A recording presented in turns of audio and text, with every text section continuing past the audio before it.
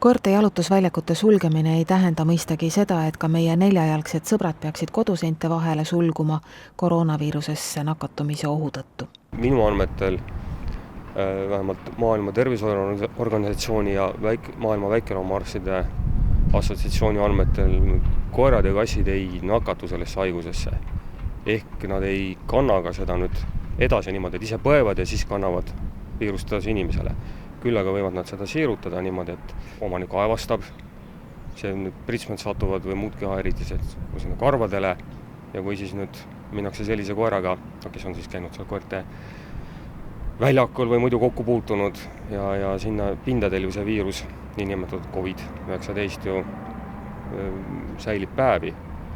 Siis niimoodi võib see nakatumine küll toimuda. Ilmselt seetõttu ka siis väljakutel jalutamine ära keelati. Kuidas me siis tegelikult peaksime oma lemmikutega käituma, et meie ei nakatuks ega ka pahaaimamatult koju ei kannaks temaga seda viirust? Aga samamoodi, et igaüks jalutab oma ette, hoiab distantsi, ei möödu lähedalt. Haabersti linnaosavalitsus paigaldas linnaossa lisaks täiendavaid märke, mis tuletavad koeraomanikele meelde, et oma lemmiku tagant tuleb koristada või arvestada võimaliku trahviga. Avalikus kohas peab koer olema rihma otsas.